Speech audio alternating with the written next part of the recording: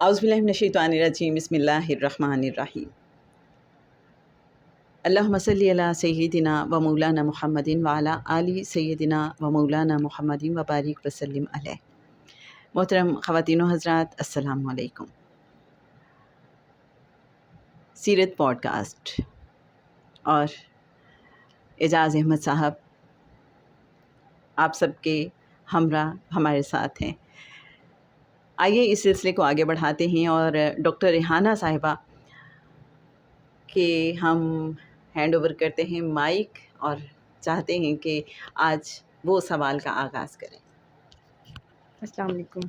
اعجاز بھائی، جیسے آپ بات کر رہے تھے اخلاق کی، تو ایک عام بندے کے لیے ہم اخلاق کو ڈیفائن کیسے کر سکتے ہیں کہ اخلاق ہے کیا؟ زندگی گزارنے کے طریقے کو بنیادی طور پہ اخلاق کہا جاتا ہے۔ ہم انڈو پاک کے رہنے والے یہ سمجھتے ہیں کہ جو بولنا ہے وہ اخلاق ہے۔ میں اچھے انداز سے اچھے الفاظ استعمال کرتا ہوں تو میرا اخلاق اچھا ہے۔ اخلاق معاملات کا نام ہے۔ یہ دنیا معاملات کے بغیر نہیں چل سکتی۔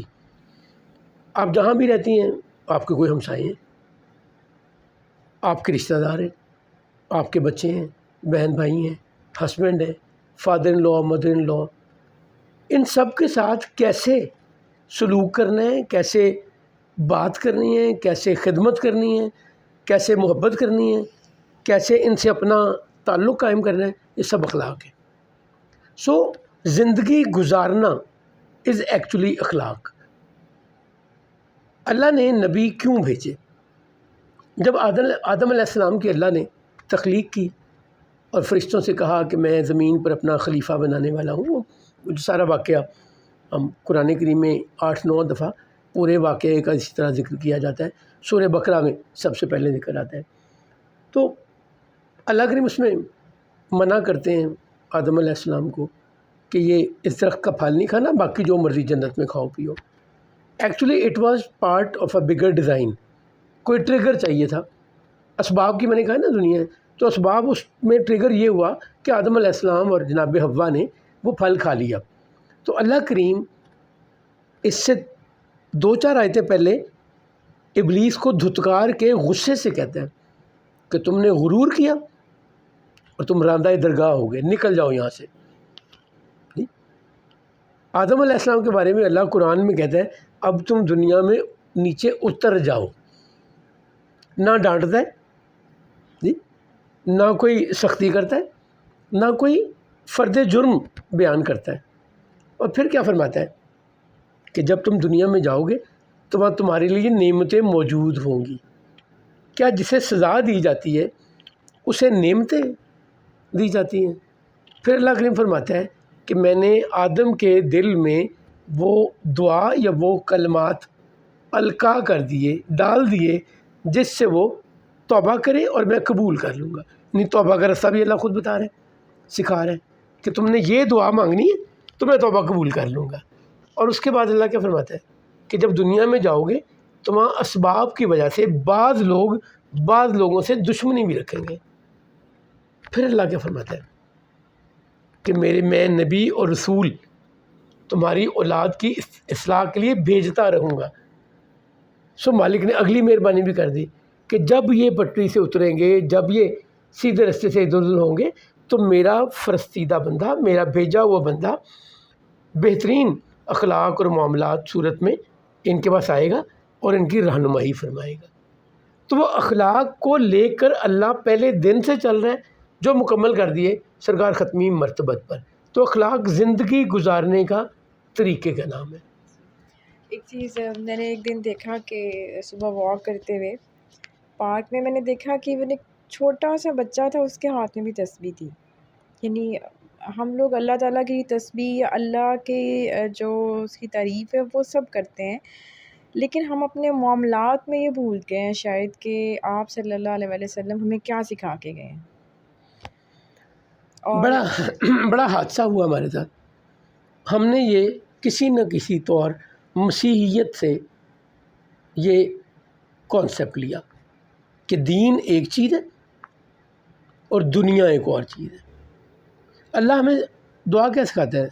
ربنا آتنا فی الدنیا حسنۃ وفی الآخرۃ حسنہ، دنیا اور آخرت دونوں.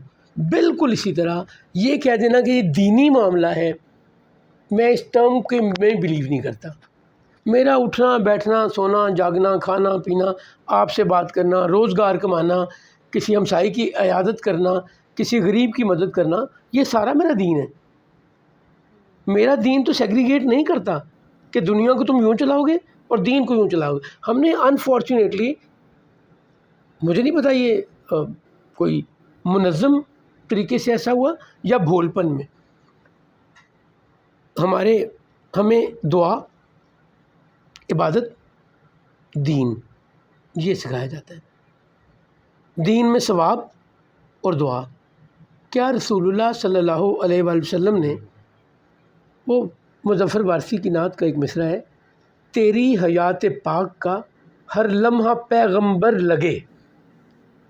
واہ سبحان رسول اللہ صلی اللہ علیہ وسلم بزنس کر رہے ہیں، تجارت کر رہے ہیں، کیا وہ دنیا داری کر رہے تھے یا دین پھیلا رہے تھے؟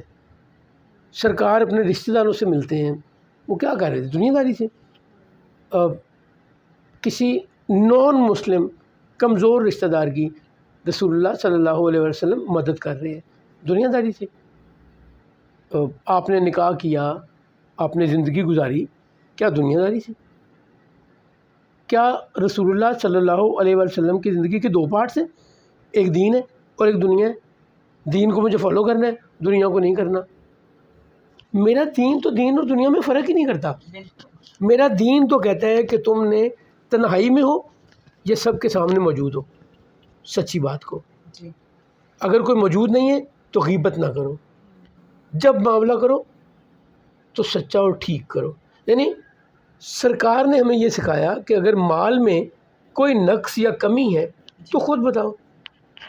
میں نے زندگی میں نا آج تک ایک بندے سے انٹریکشن ہوا، میرے بھانجے نے گاڑی خریدنی تھی تو اس نے کہا میرے ساتھ چلیں، گاڑی لینی ہے. ہم نے چلے گئے، اس بندے نے گاڑی دکھائی، گاڑی اچھی تھی، ہم خریدنا چاہتے تھے، پرائس بھی رینج میں تھی، یعنی ان کی ڈیمانڈ اور ہماری آفر میں کوئی خاص فرق نہیں تھا. ڈیل کرنے سے پہلے کہتا ہے یہ گاڑی نا چوتھے گیئر میں سلپ کرتا ہے گیئر اس کا. آنیسٹ پرسن، بڑی ہمیں بات ہے. اچھا، اور وہ کوئی بظاہر کوئی دینی آدمی نہیں تھا جسے ہم دینی کہتے ہیں. جی نہیں، میں تو کہتا ہوں یہ ٹرم ہی ٹھیک نہیں ہے. ہم تو گیٹ اپ کو دینی سمجھتے جی ہیں. 100%. میں یہ موقع سے فائدہ اٹھاتے ہوئے، مجھے سارے ایکسپیرینس کے بعد، یہ کتاب لکھنے کے بعد، پوڈ کاسٹ کرنے کے بعد، مفہوم القرآن پہ کام کرنے کے بعد، ہمیں لاسٹ ہم نے جو لمبی ایک دل کی باتیں کی تھی، تو اس میں ہم چائے پی رہے ہیں، پکوڑے کھا رہے ہیں. جی اینگل ہے کیمرے کا سیلفی والا. جی اگر میں نے اس وقت اپنے دائیں ہاتھ سے اٹھایا ہوا ہے، آپ کو میرا لیفٹ ہینڈ نظر آ رہا ہوگا، جی جب کہ میں دائیں ہاتھ سے اٹھایا ہوا ہے. تو لوگوں نے یہ بھی اعتراض کیا کہ بائیں ہاتھ سے چائے پی رہے ہیں یا بائیں ہاتھ سے کھا رہے ہیں. جی دوسرے مجھے یہ بھی سننے کو ملتا ہے، باتیں تو بڑی کرتے ہیں، داڑھی نہیں رکھی ہوئی. یعنی ہم نے دین کو ان ریچولز میں بند کر دیا. سب سے پہلے تو یہ دیکھیں کہ کیا میں آپ جو زندگی گزار رہے ہیں وہ اللہ کے حکم کے مطابق ہے، سرکار ختمی مرتبہ صلی اللہ علیہ وسلم کے بتائے گئے راستے کے مطابق ہے. جی آپ دعا کریں اللہ مجھے توفیق دے، میں داڑھی بھی رکھوں، میں سنت پر بھی عمل کروں ہر ایک مرحلے میں، بٹ مجھے اللہ اور اللہ کے رسول کے حکم کے خلاف نہیں جانا. بنیادی حکم یہ ہے. تو سرکار نے ساری زندگی میں تو مزدوری کی، پیسے کمانے کے لیے تجارت کی، آپ نے پڑھایا لوگوں کو، آپ نے جنگ کی ایک جرنیل کی طرح، اس وقت خندق کھولتے ہوئے ایک مزدور کی طرح باقی سب لوگوں کے ساتھ لگے ہوئے ہیں. گھوڑے پہ سفر کیا، آپ سوتے رہے، آپ دوستوں کے ساتھ خوش گپیاں لگاتے رہے، آپ مذاق کرتے تھے. ہاں آپ کا یہ بھی فرمان ہے کہ میرے شایان شان نہیں ہے کہ میں مزاح میں بھی ایسی بات کروں جو ٹھیک نہ ہو. جی بٹ اب میں آپ کو مزے کی بات بتاؤں، سرکار اپنے دوستوں کے ساتھ باغ میں سیر کو جایا کرتے تھے، جو ہم اکٹھے ہو کے واک کرنے جاتے ہیں یا کسی پارک میں چلے جاتے ہیں. سرکار اپنے دوستوں کے ساتھ کنویں کے کنارے پہ بیٹھ کے ٹانگیں لٹکا کے بیٹھا کرتے تھے. جی اب مجھے بتائیے یہ دین ہے یا دنیا ہے؟ لیکن مزے کی بات یہی ہے کہ آقا صلی اللہ علیہ وآلہ وسلم کی جو دنیاوی زندگی ہے اس میں بھی دین ہے. اصل میں یہ فرق ہی نہیں ہے. ہمیں یہ فرق ہی نہیں, یہ فرق ہی نہیں ہے. ہمیں اس بات کو سمجھنا نہیں آ رہا. ہم نے دین اور دنیا کو علیحدہ میں کر دیا. یہاں اجازت دیجیے مجھے, میں یہ کہتا ہوں اللہ کو اچھے مسلمان نہیں چاہیے, اللہ کو اچھے انسان چاہیے. اچھا انسان اچھا مسلمان ہے, اچھا مسلمان اچھا انسان ہے. ہم نے اسے دیکھیں, میرے ایک دوست ہے جو مسیحی ہے, آپ اس سے ملیں, اس کے معاملات, اس کی گفتگو, اس کا لین دین, اس کا کردار اتنا ہی اچھا ہے جتنا اچھا ہونا چاہیے. سو سب سے پہلی نیڈ تو کسی بھی دین, کسی بھی معاشرے میں ایک اچھا انسان ہونا ہے. جی ہم لکی ہیں کہ اللہ نے ہمیں اس دین میں پیدا کیا جس کے متعلق وہ فرماتا ہے کہ اس دین پہ عمل کرنے والا کامیاب ہے. جی بالکل, کیونکہ یہاں پہ پھر بات آ جاتی ہے کہ ہمارے اعمال اچھے ہوں اور اس کے ساتھ ساتھ عقائد کی بات آ جاتی ہے جو اگلے لیول پہ ہم بات کرتے ہیں. اور جیسے ابھی ڈاکٹر ریحانہ صاحبہ نے بات کی کہ کچھ لوگ بہت عبادت گزار نظر آتے ہیں, ہر وقت وہ کچھ نہ کچھ پڑھ رہے ہیں وظیفے تسبیحات میں, لیکن جیسے کہ آپ نے پھر بڑا اچھا ایکسپلین کیا کہ ہم دیکھیں گے ہماری ڈیلنگز کیا ہیں, ہمارے بیہیویئرز کیا ہیں ٹورڈز ادرس. تو یہ چیزیں بہت زیادہ میٹر کرتی ہیں. اور آقا صلی اللہ علیہ وآلہ وسلم نے تو جب کچھ صحابہ کو دیکھا ہے کہ وہ بہت زیادہ عبادت کر رہے ہیں تو آقا صلی اللہ علیہ وآلہ وسلم نے انہیں منع فرمایا اور فرمایا کہ اعتدال سے کام لو. تمہاری بیوی کا بھی تم پہ حق ہے, تمہارے جسم کا بھی تم پر حق ہے. اس چیز کو سمجھنا بہت ضروری ہے. آپ ڈرائیونگ کرتی ہیں جی ڈاکٹر صاحب, آپ بھی ڈرائیونگ کرتی ہیں. آپ نے ڈرائیونگ کیوں سیکھی؟ ڈرائیونگ کرنے کے لیے. اگر آپ نے ڈرائیونگ سیکھ لی اور ڈرائیونگ نہیں کرتی تو آپ نے وہ ہنر ضائع کیا, اس کا مقصد کوئی نہیں حاصل ہوا. آپ کوکنگ کرتی ہیں, آپ نے کوکنگ سیکھی یا کوکنگ آتی ہے تو کوکنگ کرتی ہیں. مجھے بتائیں اس قرآنی تعلیم کا, اس رسول اللہ صلی اللہ علیہ وآلہ وسلم کی زندگی کے جاننے کا فائدہ بتا دیں اگر میں نے اسے اپنانا نہیں. ایگزیکٹ امپلیمنٹیشن بہت ضروری ہے. جو بھی نالج میں قرآن کریم پڑھتا رہوں, صبح و شام پڑھتا رہوں, اور وہ مجھ پہ اثر نہ کرے, تو آپ کسی پر کتابیں لاد دیں, یہ اسی کے برابر ہے. میرے اوپر بھی آپ نے کتابیں لاد دی ہیں, عمل میں نہیں کر رہا. اللہ عمل چاہتا ہے مجھ سے اس حکم پر جو قرآن میں دیا, جو رسالت میں آپ صلی اللہ علیہ وسلم کی صورت میں اللہ نے ہمارے درمیان ایک ماڈل بھیجا. یہاں میرا خیال ہے ہم اس کو کنکلوڈ کرتے ہیں.